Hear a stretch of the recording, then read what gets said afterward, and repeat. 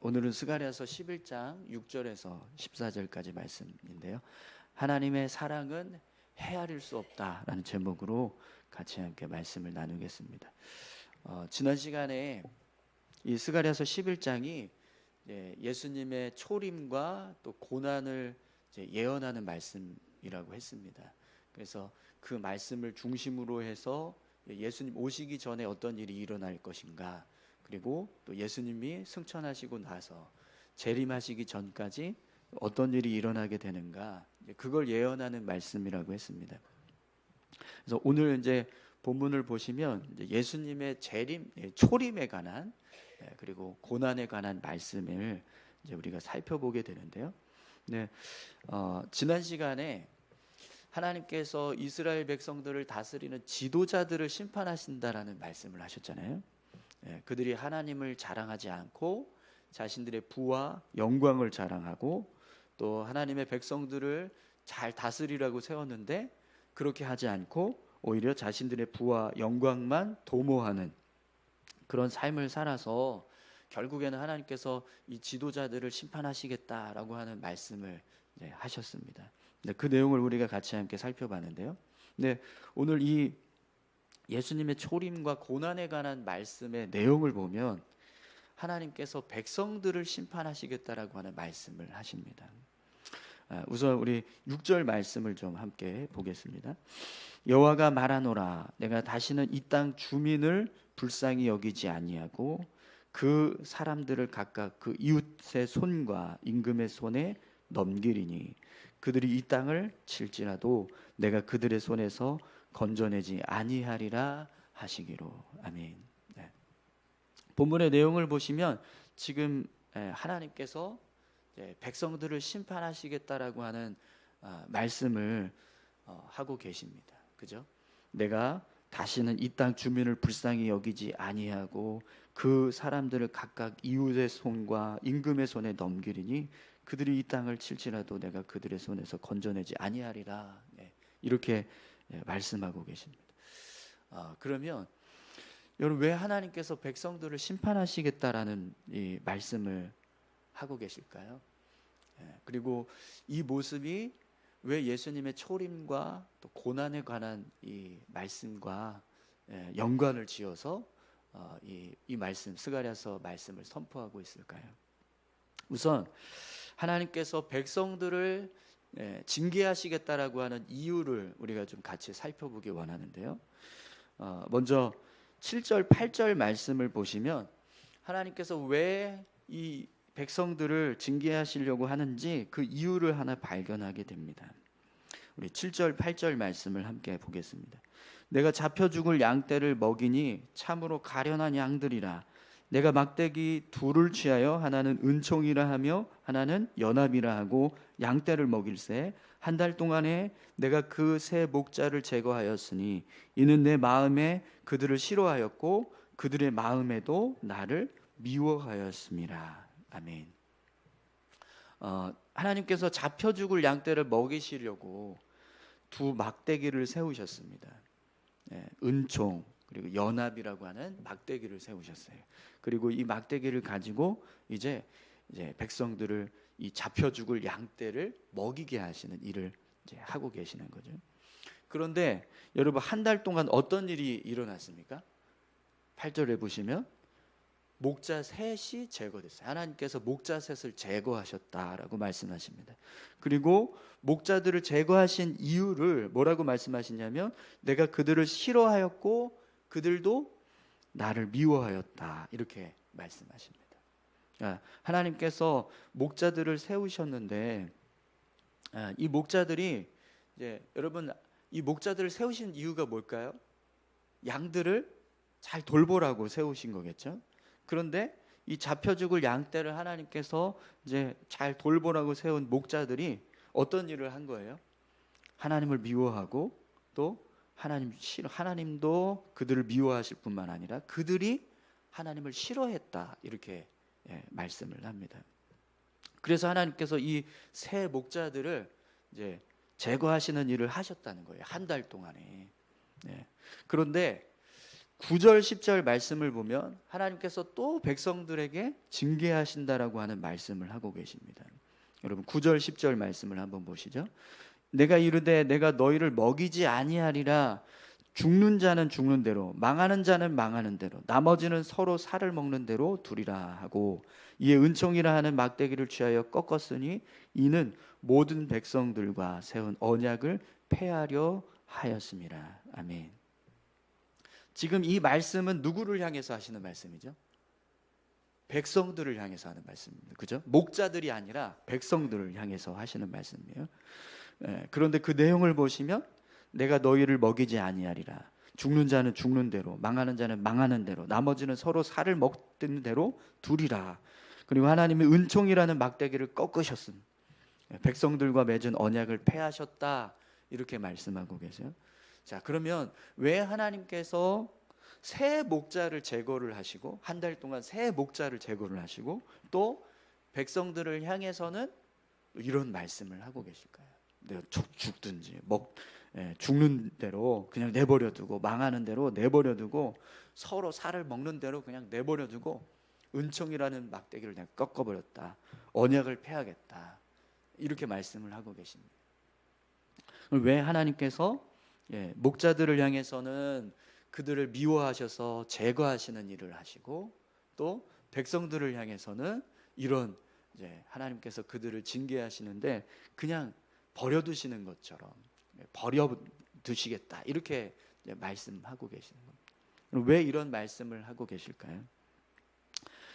여러분 오늘 말씀을 자세히 보시면 이 8절 말씀이 오늘 본문의 내용을 이해하는 키포인트라는 것을 알 수 있습니다. 오늘 본문에서 하나님이 이 새 목자를 제거하실 때 하나님이 그들을 미워하셨고 또 그들도 하나님을 싫어했기 때문이다, 이렇게 말씀하고 있는데, 이 말씀이 단순히 그냥 새 목자를 향해서만 말씀하시는 것이 아니라 사실은 양떼 전체를 향해서 동일하게 말씀하시는 말씀이라는 걸 알 수 있습니다.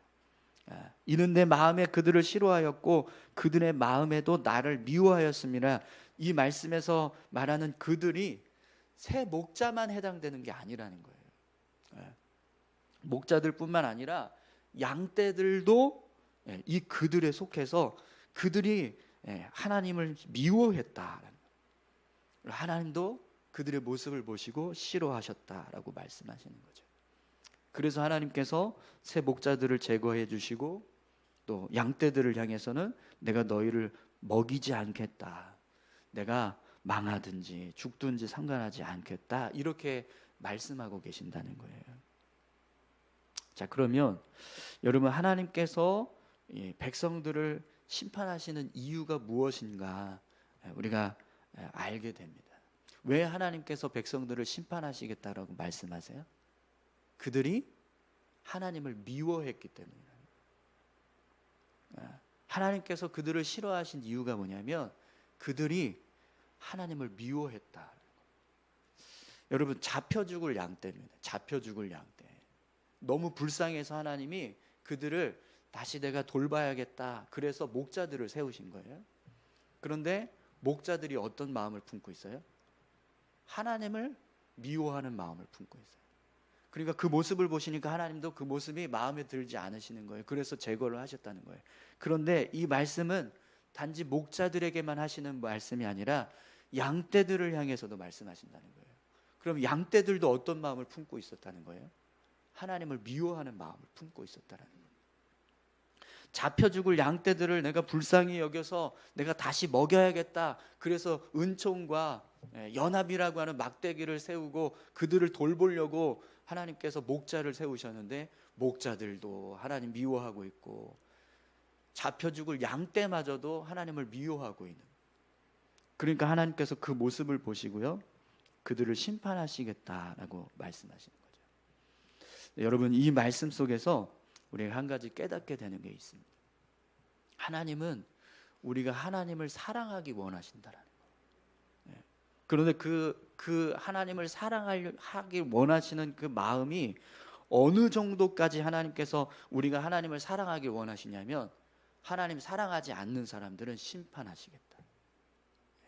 그 정도까지 하나님께서 우리가 하나님을 사랑하기 원하신다는 거예요. 예. 이 모습을 성경에서는요, 하나님이 질투하신다라고 말씀. 질투하시는 하나님. 예. 10계명에 1계명이 나 외에 다른 신을 내게 두지 말라 이렇게 말씀하시잖아요. 하나님은 하나님의 백성들이 오로지 정말 하나님만 사랑하길 원하신다는 거예요.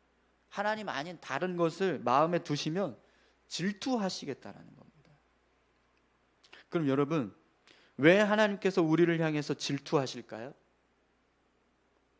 질투가 왜 일어나죠? 하나님이 우리를 사랑하시기 때문에. 그죠? 이 질투는요, 사랑에 근거합니다.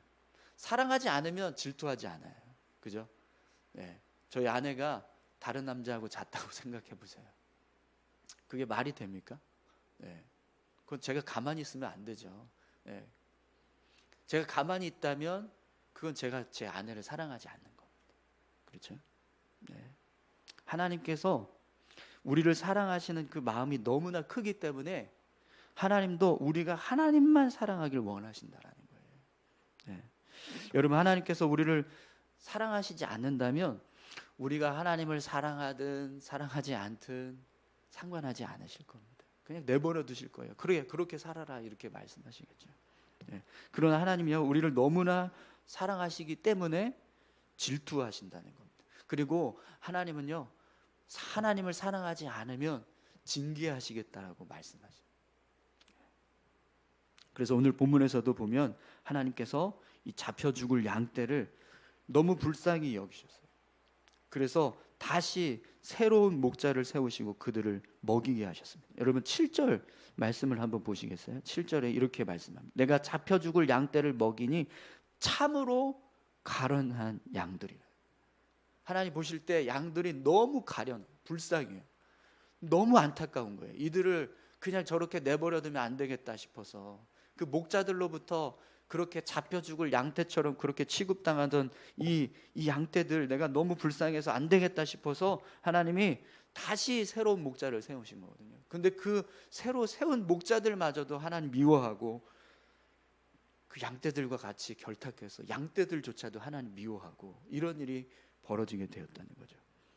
그래서 하나님께서 결국에는 그 모습을 보시고 그들을 심판하시겠다라고 말씀하시는 겁니다. 하나님께서 우리를 진심으로 사랑하시는 분이 아니라면 여러분 이 모습을요 그냥 보고 가만히 그냥 내버려 두실 겁니다. 그러나 우리를 사랑하시기 때문에 하나님이요 징계하시겠다라고 말씀하시는 거죠. 여러분 하나님을 질투하시는 분이십니다. 그걸 잊지 마십시오. 우리가 우리 마음에 하나님 아닌 거 다른 거 품고 있으면 하나님 그거 싫어하십니다. 우리 안에서 그냥 입술로만 하나님 사랑합니다, 겉으로 드러나는 어떤 형식적인 모습으로만 내가 하나님 신뢰하겠습니다, 하나님 사랑합니다, 이러면서 살아가는 모습이요 하나님 원하지 않으신다는 거예요. 온 마음으로 온 몸으로 우리 삶을 다해서 하나님 사랑하기를 원하십니다. 여러분 그 하나님 앞에 우리가 정말 진실한 마음으로 하나님을 잘 사랑할 수 있기를 소망합니다. 하나님 앞에서 우리의 삶을 온전하게 세워가시기 바랍니다. 질투하시는 하나님, 하나님의 사랑은요 우리가 헤아릴 수 없습니다. 얼마나 사랑하시길래 질투하실까? 얼마나 사랑하시길래 징계하실까? 이해가 안 돼요. 그런데 그게 하나님 사랑이십니다. 성경은 그걸 하나님의 사랑이라고 말씀하시는 거예요. 오늘 하나님께서 우리를 그렇게 사랑하시는 그 사랑을 여러분 아신다면 우리가 정말 하나님 앞에서 하나님 열심히 사랑하는 자로 살아가야 될 줄로 믿습니다. 또 하나 여러분 오늘 말씀을 보시면 하나님께서 백성을 징계하시겠다라고 말씀하시는데 그 이유를 하나 더 보게 됩니다. 우리 11절에서 14절 말씀까지 함께 보겠습니다. 당일에 곧 패함에 내 말을 지키던 가련한 양들은 이것이 여호와의 말씀이었던 줄 안지라. 내가 그들에게 이르되 너희가 좋게 여기거든 내 품삯을 내게 주고 그렇지 아니하거든 그만두라. 그들이 곧 은 30개를 달아서 내 품삯을 삼은지라. 여호와께서 내게 이르시되 그들이 나를 헤아린 바 그 삭슬 토기장에게 던지라 하시기로 내가 곧 그 은 30개를 여호와의 전에서 토기장에게 던지고 내가 또 연합이라 하는 둘째 막대기를 꺾었으니 이는 유다와 이스라엘 형제의 의리를 끊으려 함이었느니라. 아멘. 여러분, 지금 이 본문의 내용을 볼 때 하나님께서 백성들을 징계하시는 이유가 무엇인지 아시겠습니까? 네, 하나님의 은혜를 이 백성들이 어떻게 여겼어요? 네, 하찮게 여겼어요. 하찮게, 네, 무가치하게 여겼어요. 네, 하나님께서 백성들에게 이렇게 말씀하세요. 너희가 좋게 여기거든 내 품삯을 내게 주고 그렇지 아니하거든 그만두라, 이렇게 말씀을 하십니다. 그랬더니 백성들이 어떻게 했습니까? 은 30개를 달아서 그걸 품삯으로 내주고 있는 거예요. 네. 하나님의 그 은혜를 하나님께서 품삯으로 요구를 하셨는데 그 품삯의 가치가 은 30개다, 이렇게 이제 한 겁니다. 근데 여러분, 이 은 30개가 가지고 있는 의미가 뭔지 아세요? 종을 사고 팔 때 사용하는 금액. 그러니까 사람, 뭐 이렇게 노예나 이런 종들을 사고 팔 때 은 30개로 치거든요. 그러니까 하나님의 은혜를 종, 노예 한 사람을 사고 파는 값으로 매겼다. 근데 여러분, 지금 이 말씀이 예수님의 그 모습, 가룟 유다가 대제사장의 회유를 받아서 은 30에 예수님 팔아 넘겼던 그 모습을 예언하고 있다라는 걸 아시죠? 네, 이 말씀 보시면서 그게 떠오르셨다면 지금 그래도 이 신앙생활 잘하고 있구나 이렇게 성경 그래도 좀 아는구나 이렇게 지금 생각하실 수 있는 거예요. 네, 지금 이 모습은요, 예수님께서 이 땅에 오셨을 때 결국에는 이 대제사장들에 의해서 예수님이 은 30에 팔려가시고 그 은 30이 나중에 가룟 유다가 후회하고 돌아가서 대제사장에게 나 이거 못하겠다 그래서 다시 돌려줬더니 어떻게 되죠? 그거 우리 돈 아니다. 그래서 대제사장이 그거 토기장의 집에 그 밭을 사라고 하잖아요. 그래서 밭을 사는데 그 내용이 바로 오늘 이 스가랴서 11장에 기록되고 있는 겁니다. 자, 그러면 여러분, 이 내용이 예수님에 관한 말씀이라고 해도 우리가 여기서 한 가지 질문을 하게 돼요. 어떻게 우리가 예수님의 가치를 매길 수 있느냐? 예수님의 가치를 어떻게 은 30이라고 하는 가치로 헤아릴 수 있느냐라는 겁니다. 지금 이 말씀은요, 하나님의 백성들이 하나님의 은혜를 어떻게 헤아릴 수 있느냐, 그것도 은 30이라고 하는 가치로 매길 수 있는 그런 하찮은 은혜이냐, 이걸 지금 말씀하고 있는 겁니다. 여러분, 하나님의 은혜는요, 우리가 헤아릴 수 없는 은혜입니다. 네, 아멘이신가요? 네. 하나님의 은혜를 우리가 어떻게 돈으로 환산할 수 있겠습니까? 그것이 어떻게 얼마나 가치가 되느냐, 이걸 우리가 따져서 그 가치를 매길 수 있겠어요? 네. 그런데 지금 하나님의 백성들이 그런 일을 하고 있다는 겁니다. 하나님의 은혜는 우리의 삶에 있어서 은 30 정도밖에 안 되는 것 같아. 그래서 은 30을 달아서 그걸 품삯으로 내주었다라는 겁니다. 여러분, 우리가 만약에 하나님의 은혜를요 돈으로 환산한다고 생각을 해보세요. 이게 얼마나 될까? 얼마나 될까? 그럼 여러분, 정말 실제로 그걸 돈으로 계산을 하면 얼마나 될까요? 어느 정도 우리가 돈을 들여야 하나님이 우리에게 주신 은혜를 갚았다, 이렇게 하나님께서 말씀을 하실까요? 여러분 생명값이, 여러분이 가지고 계신 생명값이요, 그 값이 하나님께서 우리에게 베풀어 주신 은혜의 값입니다. 그러면 여러분들이 각자 한번 생각해 보세요. 내 생명값은 얼마일까? 그걸 생각하면 하나님의 은혜가 얼마인지를 계산하실 수 있습니다. 감히 우리가 어떻게 생명값을 계산할 수 있겠습니까? 그죠?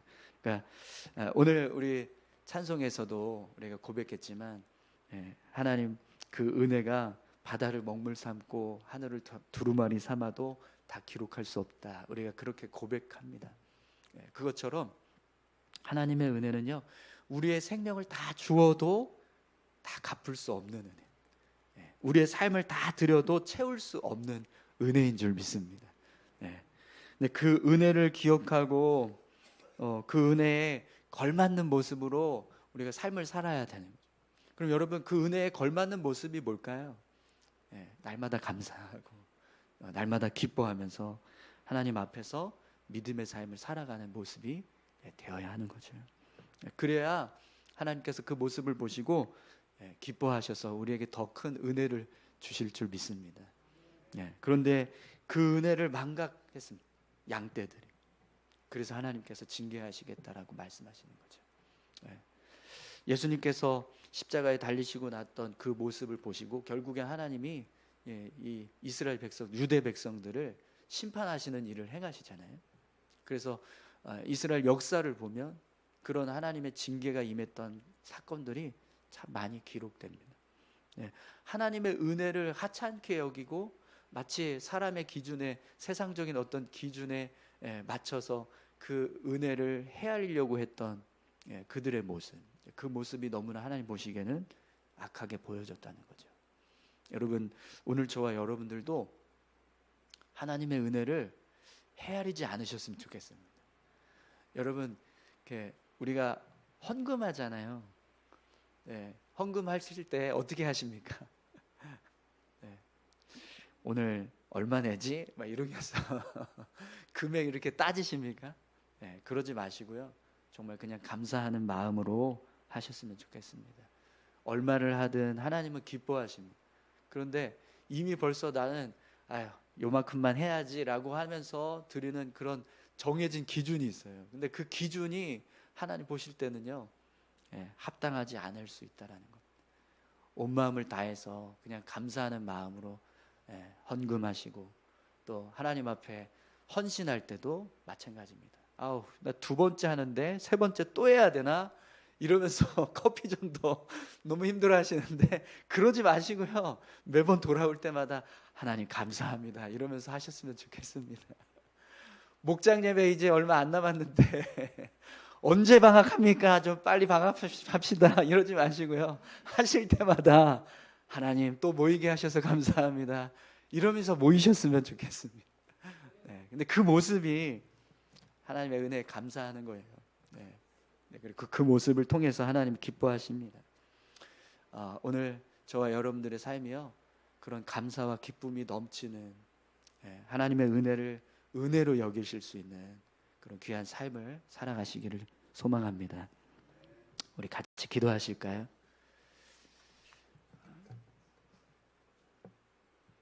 하나님, 유다 백성들이 하나님께서 세우신 목자들조차도 하나님을 미워하고 또 유다 백성들조차도 하나님을 미워하는 마음을 품고 있었습니다.